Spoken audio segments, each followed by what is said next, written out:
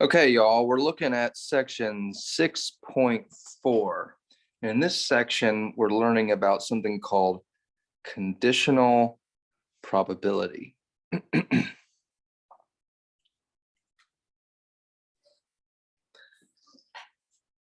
So we're going to learn about a concept known as independence in this particular section, and in particular, the independence of two events.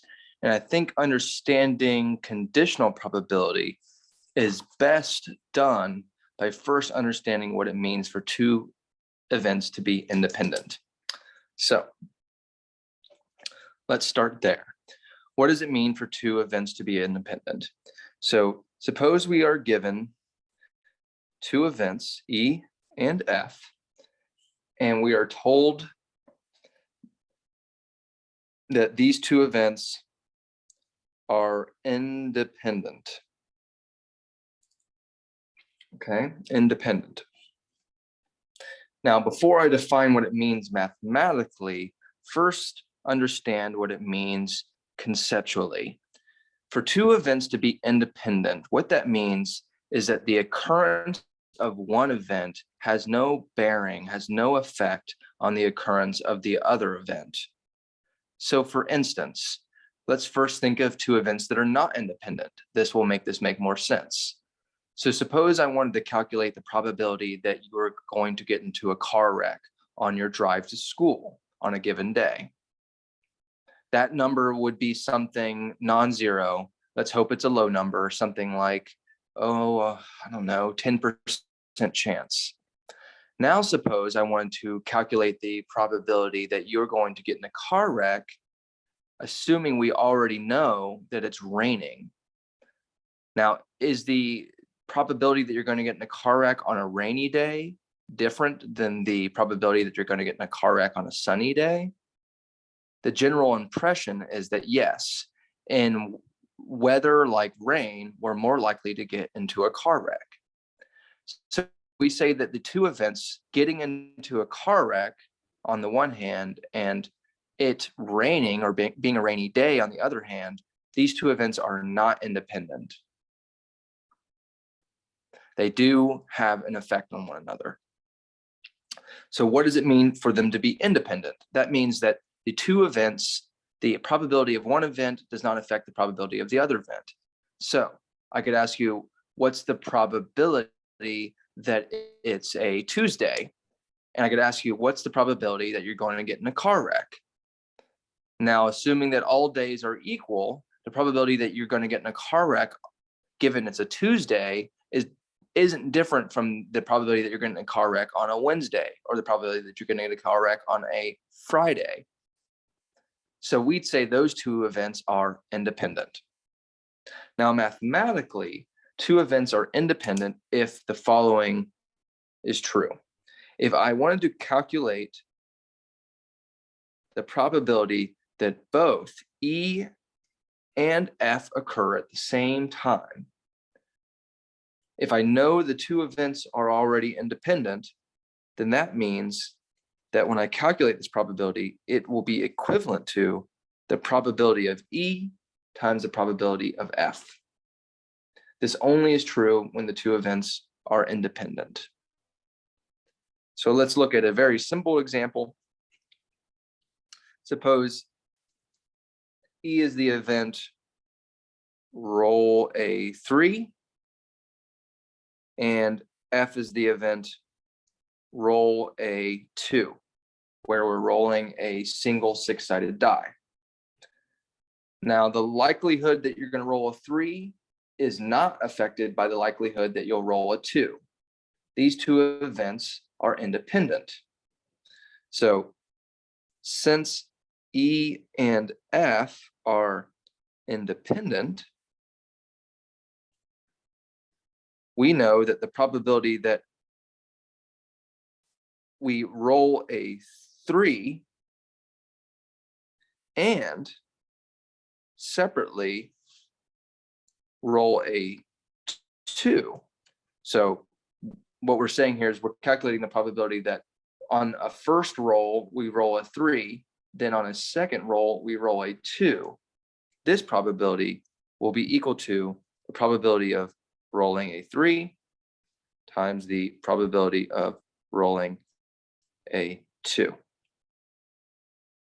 So that's 1/6 times 1/6, which is 1 out of 36. So this is just a basic example of how knowing that two events are independent helps us simplify the calculation of a particular type of probability.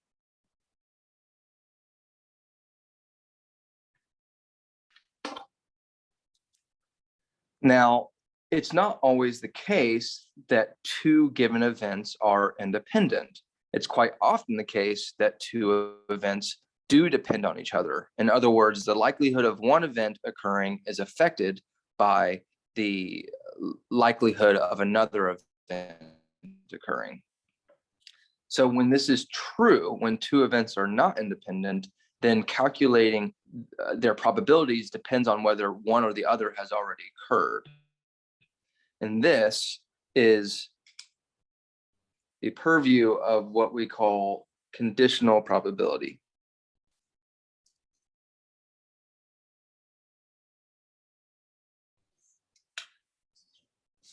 So first, some notation. When I'm calculating a conditional probability, what I need to do is assume that one of the events has already occurred, and then calculate the probability of the second event occurring, knowing that the first event has already occurred. Now, using symbols to represent that, we have this probability that the event E will occur, given, the bar here means given that the probability, sorry, let me say this one more time. The symbol here means the probability that the event E will occur, given that the event F has already occurred, or we know that it certainly will occur before E does. So this is a special circumstance. We're calculating the probability of E, knowing that F has already occurred. In order to calculate this probability, we're going to find the number of ways that both E and F can occur at the same time, and divide that by the number of ways that F can occur. So let's look at an example. Suppose that the event E is we roll a 3 when we're rolling a 6-sided die. And suppose the event F is we roll an odd number. Now let's see how conditional probability is different from just classical probability. So first, let's look at the probability that E will occur.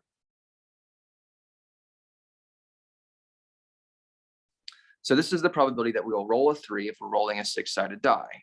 There's exactly one way to roll a 3, and there's 6 possibilities. So the probability of rolling a 3 is 1/6. Now, let's compare that to the probability of rolling a 3 given we're going to roll an odd number.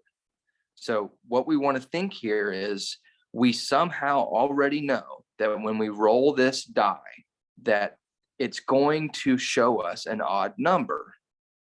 What we want to calculate is, given the fact that we already know that, what is the likelihood that we will roll a 3? So again, there's exactly one way for us to both roll a 3 and roll an odd number.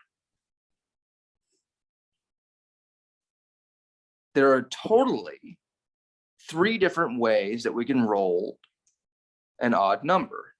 So 3 different odd numbers that we can roll. One of those odd numbers is 3. So the probability of rolling a 3, provided that we are going to, with 100% certainty roll a odd number is 1/3. So this is how conditional probability works. You can see that these two things are quite different. So this is just like where I started this discussion. Is the probability that you're going to get in a car wreck on a rainy day different than the probability of getting in a car wreck? Absolutely. If it's a rainy day, the probability is higher. And just like here, if we know that we're going to roll an odd number, then the probability of rolling a 3 is higher than just the pure probability of rolling a 3 without knowing that we're definitely going to roll an odd number.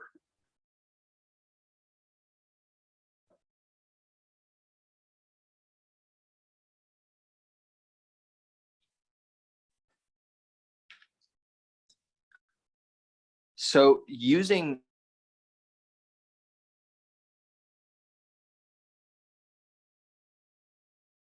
this conditional probability formula, we get another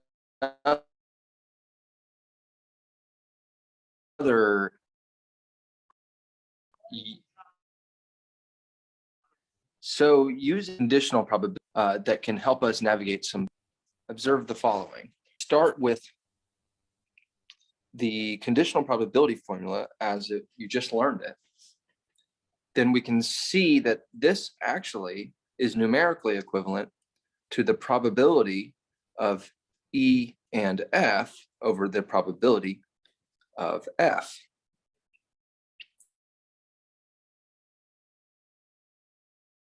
These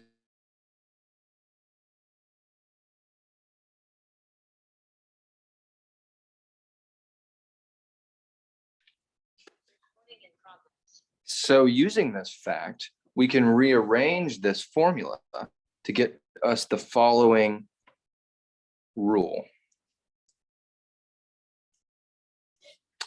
So the product rule says that the probability of the event E and the event F occurring simultaneously is equal to the probability of F times the probability of E given F. Now this product rule, sorry about that. Now this product rule is a direct consequence and really just a rearrangement of these symbols here. You can see all that we've really done is brought this P of F up to the other side and isolated P of E and F. So this is how we got the product rule. Now, depending on what information we already know, we can use this product rule to find the joint probability of E and F. So let's look at an example. So suppose that we are doing an experiment where we are testing mice to see whether or not they are colorblind. So we are not discriminating in terms of various other types of mice. We only are interested in whether they're male or female and whether or not they are colorblind. So we know a few things already. First, we know we're dealing with the events that the mouse is a male, in the event that the mouse is colorblind, and we could also define another event, though we won't use it, where the mouse is female. Now, as researchers, we already know that the probability of getting a male is 1/2, and that the probability of a particular mouse being colorblind, given the fact that it's already a male, is 1 out of 20. Now, what we would like to do is calculate the probability that a randomly selected mouse is both colorblind and male. So we've got an a bucket full of crazy mice, and we are reaching our hand into that bucket and we're picking out a mouse at random, and we're testing for two properties, whether or not the mouse is colorblind and whether or not the mouse is male. And we'd like to know how often, when we reach into that bucket, will we randomly select a mouse that has both qualities. So we are going to use the product rule to calculate it. So we know that the joint probability of a mouse both being colorblind and male can be calculated by using the probability that it's male and multiplying that by the probability that it's blind given it's male. So that for us will be 1/2 times 1/20, which is clearly 1/40. So when we reach our, sorry about that. So when we reach our hand into the bucket full of mice, 1 out of 40 times, we grab a mouse that is both male and colorblind at the same time.